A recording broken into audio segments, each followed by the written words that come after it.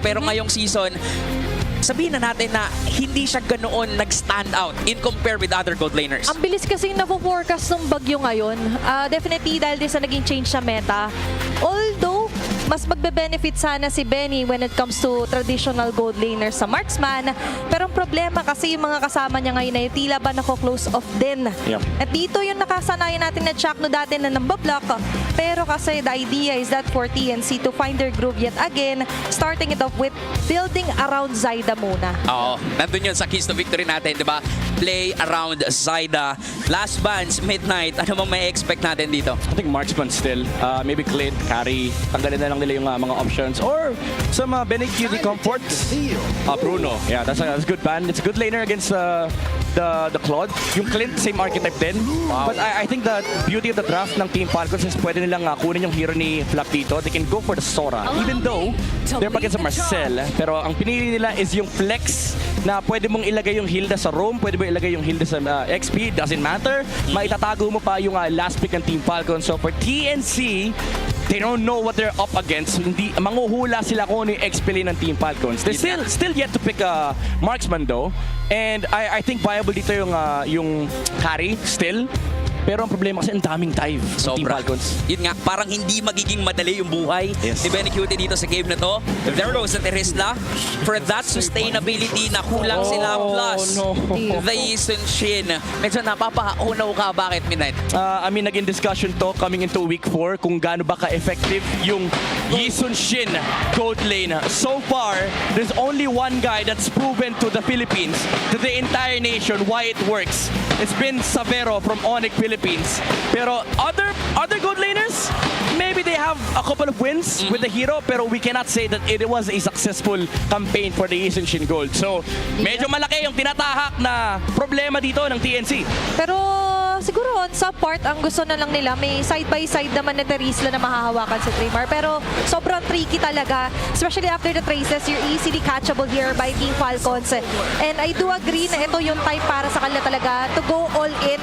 Dive kung dive agad, especially with the Lapu here on to Flap. Parang swimming na swimming yung Team Falcons dito. Diba? Dive kung dive. Pero kayo super fans, scan nyo na yung QR code and predict the match winner correctly para magkaroon kayo ng chance manalo ng 1,000 MLBB Diamonds. Game 1 pa lang. Pero nakikita natin dito na mukhang hindi talaga i-give up ng Falcons. Hindi nila hahayaan ang TNC Pro Team na maging madali itong possible last chance para sa playoffs ng TNC. I like the draft of Team Falcons, honestly. It's very honest. It's very straightforward. They picked up the Lapu para meron silang straightforward answer versus the Yisun Shin. And then this very aggressive comp. Usually, ito yung mga successful against the Harley kasi, yes, sabihin natin may snowball component, yung isang Harley jungle pick. The problem is, if there's a lot of heroes that dive and go on you, sinong gagamitan mo ng Deadly Magic and sinong ibaburst mong target? Tignan natin kung anong gagawin ng dalawang teams natin dito. Again, this is the edge of elimination. Makakalason ba ang Phoenix Army? Yung 2% chance na meron sila, malalagpasan ba nila? Makakatagos ba sila sa Team Falcons? Sisimulan natin ang game number 1. Chakno, kung makaka-expect naman tayo dito na agresibo din ang TNC. They have to be. Especially na all eyes are on this game as well. Na nabanggit nga natin, may capability mag-snowball. Pero para maging posible yun, of course, they have to be very proactive pagdating sa mapa.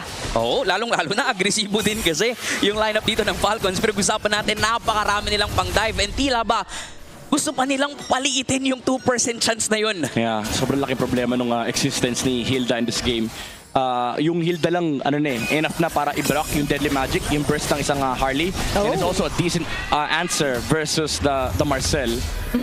Pero nandito yung mga balagbag as well.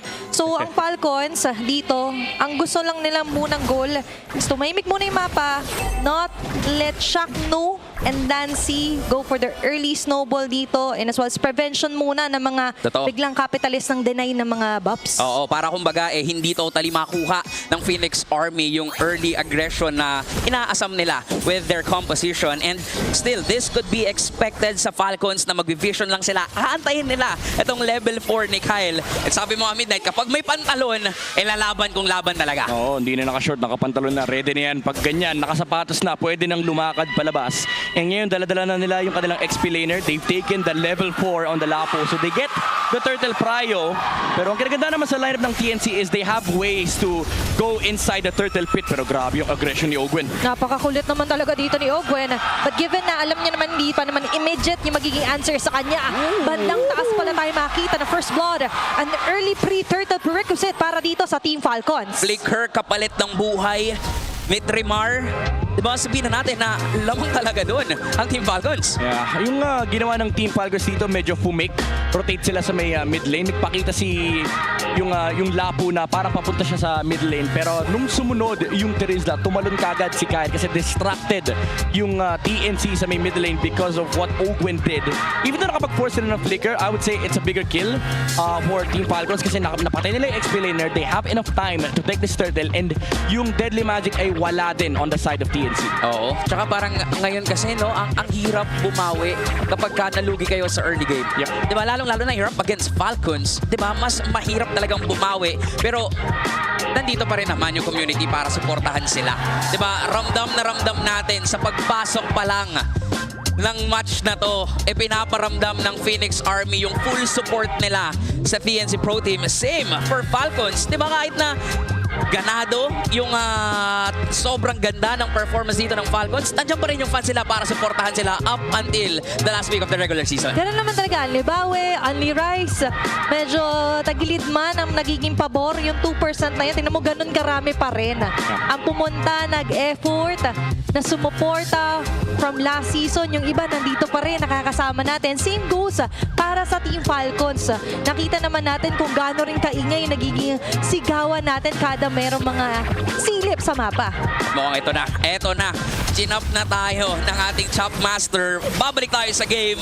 Nasinisimulan ng Falcons sa Turtle pero mukhang lalaban pa rin ang TNC. Okay na din yung Mountain Shocker. Lancy going Uy, uy, on to uy! Ogwen. Pwede yung di pa makakuha ng pagong. Habang na dito, dikitan na sila Kyle. Spatial migration out. Haji trying to run away.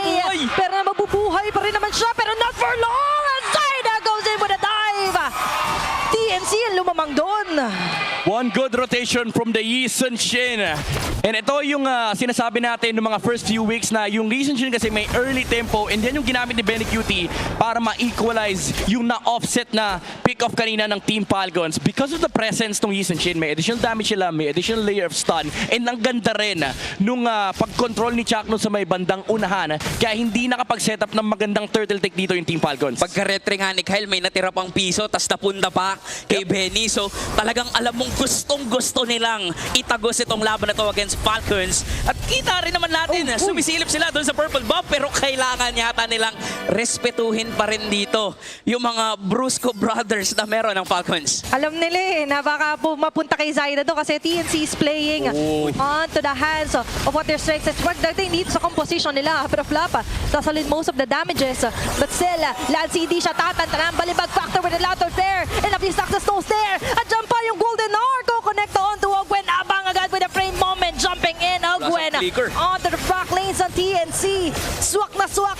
Wala sila makukuha Kyle, frame. Kyle. Pero hindi yata magtatantan sila Kyle. 3 more, mapipilitan din for the vision. But all of that, walang magiging equalized na play. At mukhang lalamang pa doon ang Falcons dahil kay Super Marco. Yeah, ito yung chill na Super Marco. Gumising siya ngayong araw. Ang sinabi niya, gusto ko lang mag-farm. Gusto kong macroin yung kalaban ko. Tore lang ang nakikita ni Super Marco ngayon. At syempre, gold. Oo, di ba parang super macro na nga din, Super di ba? macro. Pwede nang palitan yung pangalan niya sa kung gaano siya ka-focus dito having the Demon Hunter sword. So, ma-expect tayo dito na pwede siyang sumama, pwede ring hindi kasi depende sa trip talaga niya kung anong trip niya pagkagising niya ngayong araw. Oo, pero ito, kakaiba yung trip ni Benny QT. Papunta sa Sky Piercer. Okay. Yung trip nung Yi Sun Shin. Okay, so immediate agad yung gusto niya magkaroon ng stacks para sa Kyle as well. Going for the jump. Medyo mahuling alas si Chuck, no? Hindi mapapakinabangan masyado yung free moment niya, pero 3 more with penalty zone. Sasalin yung Valor Quim dito para kay Flop at kay Kyle. Lancy will get the trade. Si Di Benny, siya nandiyan na. tatantan. Benny, paakyat na rin. Sino nga ba kailan mahuhuli pag didiskitahan na bitawan ng Team Falcons? Yung turtle na kanina pa nila sinisimulan. Pero lalaban sila Kyle and Haji. Owen on the front Zoido! inside. They will still secure the turtle. Sa may balibag, papunta doon kay Benny Cutie sila Kyle. Marco as well ay pupunta pero dadayuhin sila ni Jack. No, Super Marco the Blazing Duel. Clear off lang ng wave. Meanwhile for Team Falcons, naagawan na naman sila ng turtle doon. Pero Zaida, mapapaganda yung dalaw.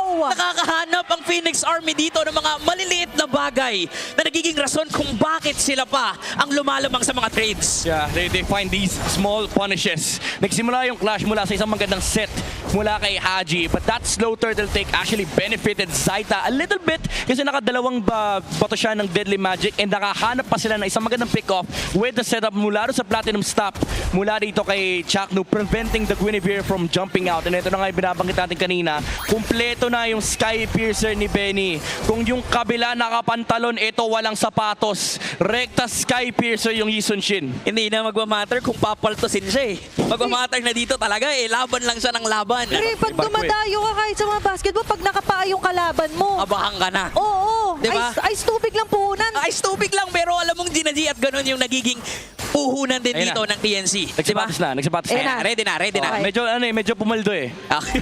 Mapipituhan kasi siya doon eh. Kailangan, sabi ni Ref, magsapatos ka muna. Tama. Okay, pero sa ngayon, nakita naman natin kung gaano rin kabilis yung nagiging rotation dito ng TNC. Nabibigla ako na all of a sudden, iba rin yung gising nila. Hindi lang si Super Marco ang naging ibang gising. Ayun nga, 'di ba? We're talking about kung paanong nakakalamang ang TNC at kung paano sila nakakahanap dito ng mga maliliit na bagay which eventually lalaki yan kapag paulit-ulit nilang nagawa. Pero for Falcons, mukhang nag-iba din yung trajectory nila dito. Oo. Mukhang umiwas sila sa gulo. Yeah, ang kinaganda kasi sa laro ng TNC ngayon is talagang sila yung medyo aggressive pagdating sa harap ng pick-off. Even though may mga tanky frontliners sa side ng Team Falcons, tumataas na rin kasi yung damage ng Yisun Shin, tumataas din yung damage ng Harley. So for Team Falcons, medyo kailangan mo talagang pabagalin yung laro up to the point na kaya ng lumaban ng Claude. Pero ngayon, minamadali Ogwen on a very heavy side doon. What is Kyle Kyle? tatalon with station negation. Siya by Violet Requiem! Kaso makakapagod pa ba yung mga members? Hindi. Benny Cutie is already down. Flap as well ay sasagot with the Bravest Fighter. Napalayo sila Chakno, Tremar and Zaida habang yung turtle ngayon napapaligiran na ng Falcons. They're taking flight. Lahat ng runway ay sinisilip ni Ogwen, iniilawan. And that one turtle ay finally makukuha na ng Haji. Team Falcons. Lipat naman tayo sa may bandang gitna. Haji, grabe naman. makakasaan dito nila ni Magic Grabe sabay si si Super Marco na Blazing Duet. Simon, pati buhay dito ni Lancy sabay basag ng tore para sa Team Falcons. Nakakatakot kalaban ng Falcons kasi tila ba kapag inaway mo yung isa sa kanila, galit yung iba eh. Oo, may responde eh. And kanina, naramdaman ng TNC parang pwede sila manlaban kaso nandun yung pantalon na naman mula kay Kyle getting that pick off against TNC. And because of the fact na may copy rin kasi sila ng Golden Hour, meron silang reset capacity para balik na rin yung team fight. And habang tumatagal kasi yung clash, dun mo mararamdaman yung effect ng Valentina, yung Guinevere, yung Claude, na constantly meron silang output ng DPS. Meron silang kakayahan na patagalin yung clash kasi habang tumatagal yung laban, mas mataas yung kanilang damage. Totoo. Nakikita din natin kung paano nila pinapa-turn dito yung Yep. TNC or kinakite yung TNC para sila yung makalamang. And nakikita na natin ngayon na sa isang iglap ay nakuha agad ng Falcons yung lead dito. So for TNC, as of now, mukhang kailangan nilang pag-isipan maigi kung sino ba talaga yung pupuruhan nila. Yeah. And lalo ngayon, yung tempo ng game ay papunta na sa side ng Team Falcons. Now Hello? it begs the question, worth it ba yung pagbili ni Benny ni Sky Piercer? Kaso yung talo ni Kyle, maiwasan doon ni Zaida. Pinakagilid naman, magkakaroon Habol ng habol para kay Chakno. Mahuli sila Flap. Ogwen madadampot. Siya na naman ang pinipilit ni Versito na TNC Protein. Makakatakas pa ba? Hindi! It's going to be a kill spree here para kay Flap! Zaida. Pero Flap! With a jump! Sabay combo na nga dito ni Haji. Pati na din ni Super Marco na Blazing Duet. Lancy! Lancy may iwan. Crimson Beacon is already Ilong! in. Pero mahabol pa rin siya dito ni Haji. Siya pa yung gumaya. Siya pa yung maging original. That's going to be 2 or not only 2. That's 3 members now for TNC. Ito yung sinasabi natin, pag may pinuruhan kang isa, 4 yung babalik sa'yo. Di na nakagalaw yung TNC after that pick-off against the Hilda. Naubos na yung kanilang mga Zaida! Hoy, hoy, hoy, hoy! Marco, mabubura ka? Mabubura ba? Hindi! Hindi siya mabubura, mga pre! Grabe, parang walang kakaba-kaba si Super Marco. Nakahanap agad ng minion para makapag-lifesteal. Pero mukhang lalaban pa rin dito ang DNC. Grabe, ito na yung pantalon na may kasamang sinturon kasi napakahigpit naman ng paghahatak Huli. dito ng Team Falcons pagdating sa Lord. Haji, mahuli nga lang dito ng 3 par pati nila. Si Pailaw ay nandyan. Tatalong, babalik sila Kyle. Special application out. Ogwen just holding on. Zoning them out. 4 ang sumusunod sa kanya pero binabalik Talikod, at pabalik. Sa may bandang likod naman ng talon. Galing kay Super Marco ay magiging sapat with a blazing duet. Activated kahit for Christian Beacon pa dito. Sila Lancy matudurog, mabubura sa isang iglap. It's going to be Team Falcons yet again nalalamang. Sa nakikita nating takbo, kung minsan ay masasabi mo talagang hindi worth it maghabol. Di talaga pwedeng habol ka na ng habol kasi pwede kang matapa, and ganyan yung nangyari sa TNC Pro Team. Even though nakakakuha sila ng isang kill, hinahabol nila yung kanilang mga targets, pero nahuhuli sila ng Team Falcons. May counter-engage, may namumulis mula dito kay Kyle at pa rin na rin kay Flap. Sobrang laking factor din kasi dito si Haji. Yung mga ginagaya niya ay sobrang nakaka-compliment dun sa jump na ginagawa nila Flap. Tsaka parang hindi nagmamatter, no, na napipick off one dito yung Falcons kasi lagi silang mas maraming bawi against TNC. And for TNC, again, maganda yung KDA dito ni Zyda, but definitely hindi nagiging maganda yung targeting nila as of now. Yeah, even though mataas yung kanyang farm even, the problem is si Benny QTA para nag-struggle sa team fight kung paano humanap ng mga targets kasi ang daming tumatalon sa side ng Team Falcons. Kung ikaw yung Yisun Shin, hindi mo pwede basta-basta pindutin yung basic attack kasi kailangan mo intindihin nasan yung Quinifair, nasan yung Lapu-Lapu, bigla may Blazing Druid sa mukha mo. So for Team Falcons, medyo lamang talaga sila sa mga ganitong skirmishes kasi habang walang ginagawa yung TNC, sila naman simple lang plano na nila. Pindutin yung basic attack at pindutin yung mga skill. Totoo, di ba? At hulihin dito kung sino man yung pwedeng hulihin against TNC. Samantalang, para din kay Haji, good thing at pinoint out mo kasi ngayon pang set up na rin yung kinopya niya. It's Haji all around here. Chakno, nalahati agad ang buhay. Naghahanap pa lang siya ng target. Rimar! Pero tulang pa sila pa itin na target dito. Team Falcons. Rimar! Ay, mabilis sa matutunan para mabubuhay rin naman. Pero yung Torre doon ay kukunin ng Team Falcons. Lord ay makakatawid sa base ng TNC. Makakadepensa man. Pero that is too much of a damage na na-inflict sa kanila ng Team Falcons. Isang base turret lang ang nakuha dito ng Falcons. So, nakikita natin na pumupuso pa rin talaga ang TNC. Yeah, talagang ilalaban nila yung mga Torre kasi hindi pwedeng maubusan sila ng spasyo sa mapa. Lalo ngayon sa estado ng game ay kapag tumatagal yung takbo ng laro natin ay lalo lang tumataba yung Claude. Lalo lang nagkaka-item si Super Marco and lalo lang tataas yung kanilang damage per second. Especially now with this upcoming Malefic gun na binubuo ni Super Marco. Lalo lang sasakit yung kanyang damage. Lalo lang ding sasakit si Dexter. At lalo lang ding mas mahihirapan ba dito ang TNC na hanapin at hulihin si Super Marco. Diba? Kasi hindi na kailangan lumapit pa gaano ni Super Marco. Meanwhile, for TNC, sila naman, kailangan nilang ipilit maabot yung Claude dito sa game na to. 5K gold lead ang nasa kamay ng Falcons. Pumupuso pa rin ang TNC Pro Team. Magkakalord tayo dito pero kung usapang objectives, wala pang touring nakukuha kahit isa ang TNC. Yeah, it's because of the textbook play na nilalaro ng Team Falcons. As you can see in the timeline, dahan-dahan, unti-unti sinasagad ng Team Falcons yung kanilang advantage. If hindi nila kailangan lumaban, hindi sila lalaban. They're just going for the trades. And yan yung nakikita natin sa kanilang macro decision. Alam nila kung kailan yung kanilang mga proper timings, alam nila kung ano yung hinihintay nilang items, and alam nila kung ano yung power spike ng kanilang composition. And as of now, hindi pa rin natin nakikita na nagkakaroon ng stock Wala pa. yung Sky Piercer dito ni Benny. So nandun pa rin yung tanong na worth it ba talaga na nag-Sky Piercer siya? But definitely, pwede pa namang magkaroon niya ng stock kasi mukhang lalaban sila dito sa Lord. Kailangan nila na matinding setup kung sakaling gusto nila ng mga last hits here Flop. para kay Benny Cutie. Flop. Kakasabi pa lang natin, ang una agad sila Flop and Gwen doubling down on the Rimar. Haji pumasok na penalty zone, nahuli agad the force. Ang Crimson Deacon para dito kay Lancy. Habang si Ogan at Kyle buhay pa rin naman. Sinusunda pa uwi, pinapauwi. Super Marco the frozen moment here. Na-activate agad yung Winter Crown. Umatras sa 3 burado para sa TNC. Ang daming nangyari pero walang ni isang namatay sa Team Falcons at mukhang hindi na nga sila maglalord. Dalawa na leader dito sa Rekta TNC. Pasok kung pasok. Naku. Lumilipad na ang Falcons. Problemado ngayon ng TNC dahil si Zyda pa si Medikit na matitira pa na not for long. It's good for the shutdown. And Falcons taking game number 1. Ipapakita at ipaparamdam ng Team of Falcons ang kagustuhan nilang ma-secure ang